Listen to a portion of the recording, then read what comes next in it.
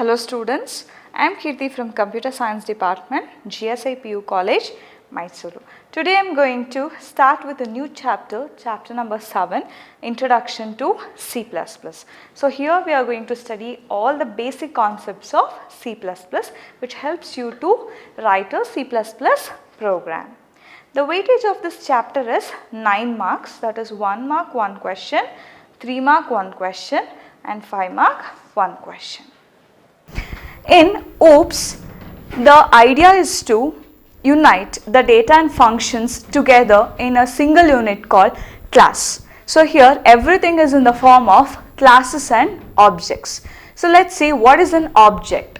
An object is a real world entity. It may be a person, a place, a thing, etc. So let's take an example, employee. So here employee is an object. So if I want to collect the details of an employee means what are the informations or data we are going to collect. I am going to collect the data like the name of the employee, the date of birth of an employee, mobile number as well as designation of an employee. So these are called as the data members of an object employee. And what are all the functions we can perform on this object means we can calculate the gross salary, total deductions and we can print salary of an employee. So these are all the functions of an employee. So here employee is an object, data members are name, date of birth, mobile number and designation, and functions are gross salary, total deductions and print salary. So this is how we are going to represent an object. So this is about an object. Next comes to the concept called class. What is a class? A class is a collection of objects which is having same features. So let me take a real-time example. Consider section B in our college.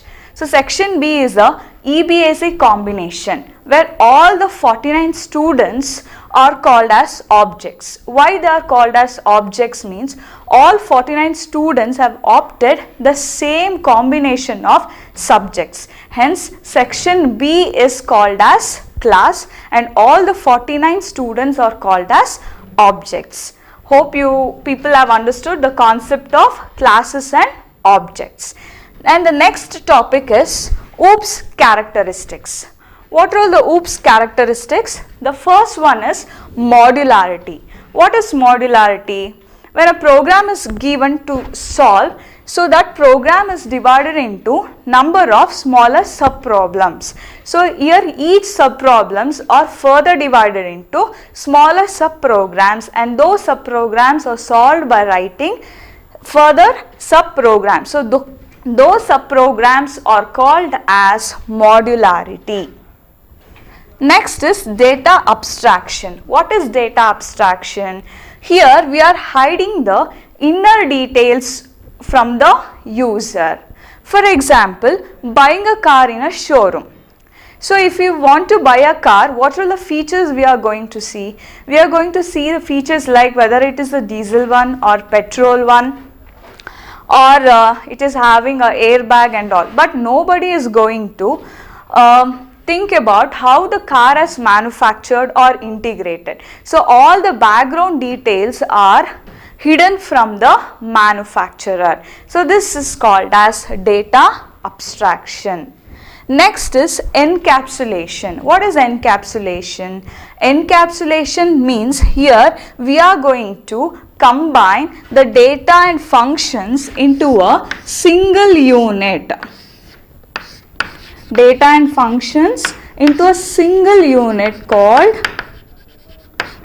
class. So here direct access is not possible. To access the data only through the functions you can access those data. So this is called as encapsulation. And the next characteristic is inheritance. What is inheritance? Inheritance means acquiring the features from one class to another class is called as inheritance. So in inheritance there are of different types. So let's see one by one.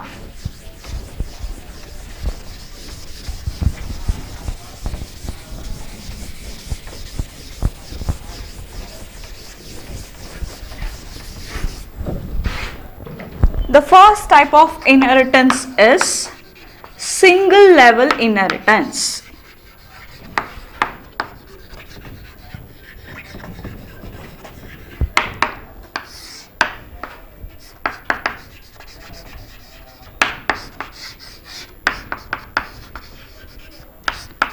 What is single level inheritance? In single level inheritance, we are going to inherit the features from only one class. So here, father is the base class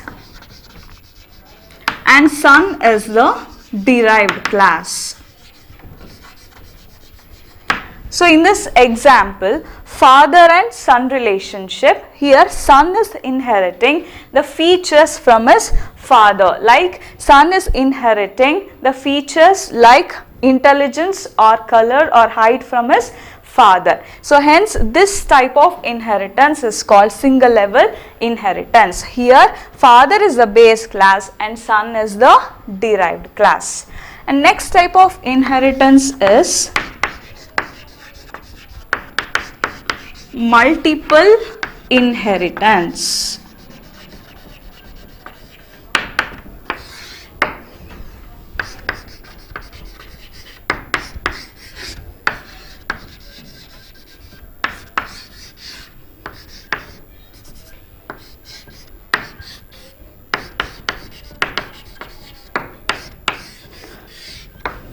In multiple inheritance, we are going to inherit from one or more classes. That is, here consider prince class is inheriting from both king and queen class. So here prince is inheriting the features like intelligence and bravery from the king class and beauty from the class queen. So hence prince is the derived class, king and queen is the base class. So this employs many to one relationship. And next type of inheritance is multi-level inheritance.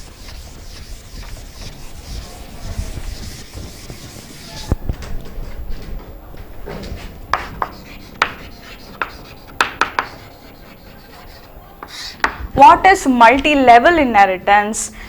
It is a mechanism in which we are going to inheriting the features from another derived class. Consider grandfather, father and son relationship. Here son is inheriting the feature like height from his grandfather and intelligence from his father. So this is called as multi-level inheritance. Next type of inheritance is hierarchical inheritance.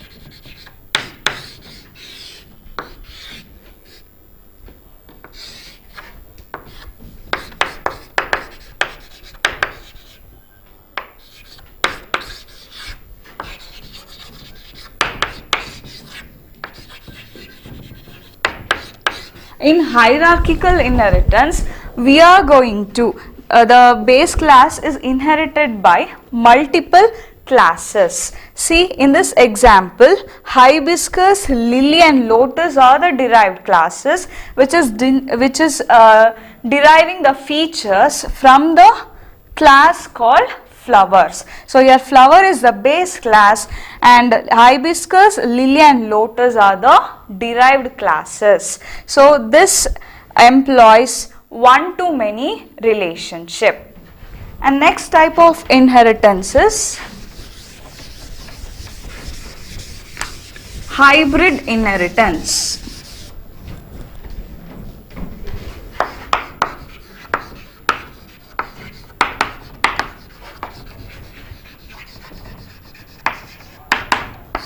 What is hybrid inheritance? So it is a mechanism in which the program requires two or more forms of inheritance. It may be multi-level and multiple inheritance or hierarchical or multiple inheritance. So here consider grandfather, father-son relationship along with mother. So here the son is inheriting the beauty from his mother, intelligence from his father and height from his grandfather. So this is called hybrid inheritance. And next characteristic is polymorphism. What is polymorphism? The word poly means taking many forms. Here poly means taking many forms. Consider an example.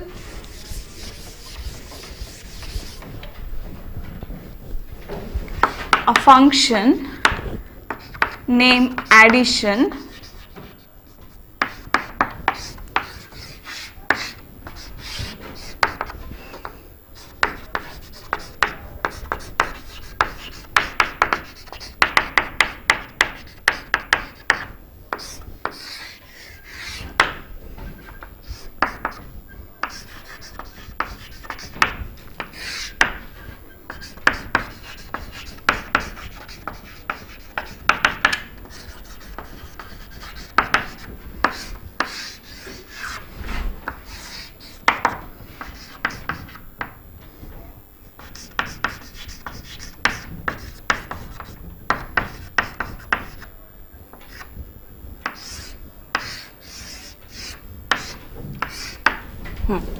Here the function addition is used to add the integer numbers, here to add the floating point numbers and here to add the string type. So the function name remains the same but the operations may differ. According to the situation, the same function is used to perform different operations is called as polymorphism. And the next characteristic is dynamic binding. What is dynamic binding? Dynamic binding means refers to resolve the problems at the runtime is called as dynamic binding. It is also called as late binding. Next is message passing. What is message passing? Here everything is in the form of objects. So to communicate from one object to another object, we are communicating in the form of messages, sending messages from one object to another object. Here message involves the name of the function, the name of the object and the information to be sent. Consider customer deposit amount. In this example, customer is the name of the object, deposit is the name of the function and amount is the information to be sent. So this is about the characteristics of OOPS. And the next topic is fundamentals of C++. The first thing is C++ character set. What is C++ character set? So character set contains alphabets, numbers and special characters. So alphabets like it contains uppercase A to Z as well as lowercase a to z and numerals from 0 to 9. Special characters like addition, multiplication, division, add symbol.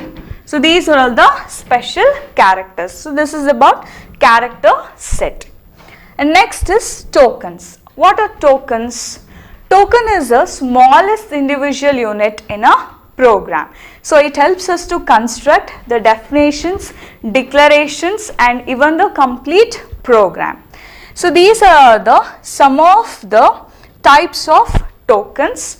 The first type is identifiers.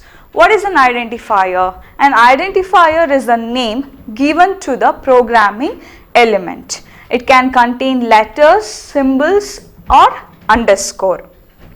As C++ is a case sensitive, it treats both uppercase and lowercase characters differently. An example for identifiers are student underscore marks. Next is keywords. What are keywords?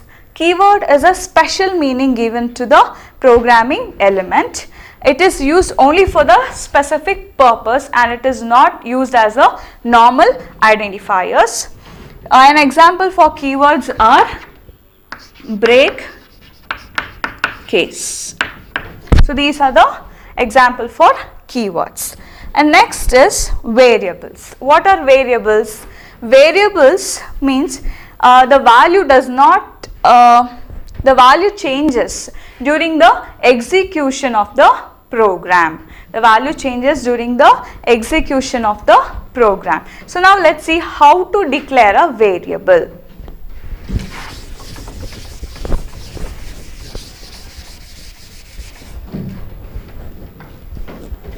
Declaration of a variable. What is the syntax? First we have to write the data type and then variable name. The syntax to declare the variable is data type, variable name. An example for this is int n. So here n is the name of the variable and int is the type of the variable n. Integer. Int represents integer. It can contain only integer values. Next is initialization of a variable. How to initialize a variable? What is the syntax? Data type,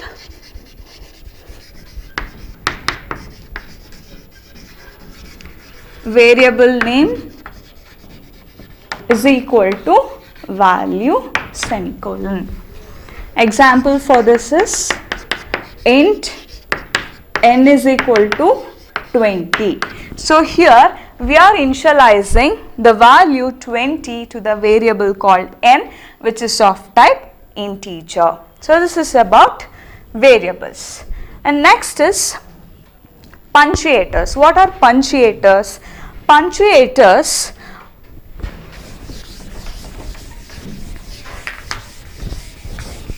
which is having syntactic and semantic meaning to the compiler. So some of the punctuators are exclamation, open bracket, close bracket, flower brackets. So these are all the examples for punctuators. And next is operators. What is an operator? An operator performs some mathematical calculations. In operators there are of different types, that is unary operator, binary operator and ternary operator. When it comes to unary operator, it performs with only one operand. In binary operators, it operates with two or more operands. When it comes to ternary in binary, it operates with two operands. When it comes to ternary operator, it operates on two or more operands. In binary operators, there are different types, that is arithmetic operators, relational operators, logical operators, assignment operators and bitwise operators. When it comes to arithmetic operators are used in arithmetic expressions. Arithmetic operators are addition, subtraction, multiplication and division. When it comes to logical operators are used in logical expressions.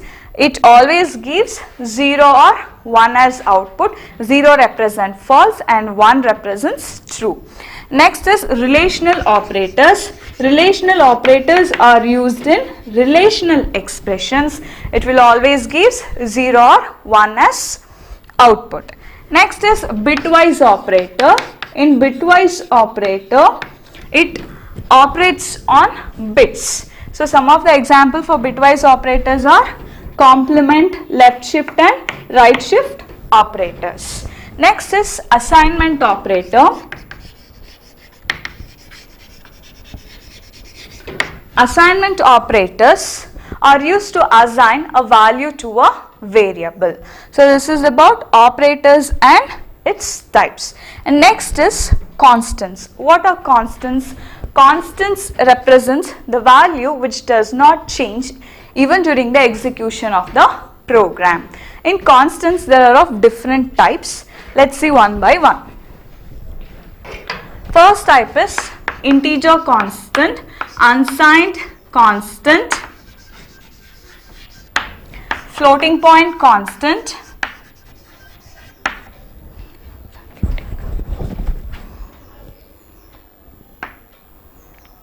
string constant and character constant. In integer constant, it does not contain any decimal or fractional parts. In unsigned integer, to represent unsigned integer, we are going to use either small letter u or big letter u. To represent long unsigned integer, we are going to use small letter l or big letter l. When it comes to floating point integer, floating point constants, it contains both decimal part as well as exponents. When it comes to string constants, a set of characters are enclosed within double quotes is called as string constants. When it comes to character constants, a single character is enclosed within a single quotes is called as character constant. So this is about the fundamentals of C++. In the next class, we are going to continue with the remaining topics. Thank you.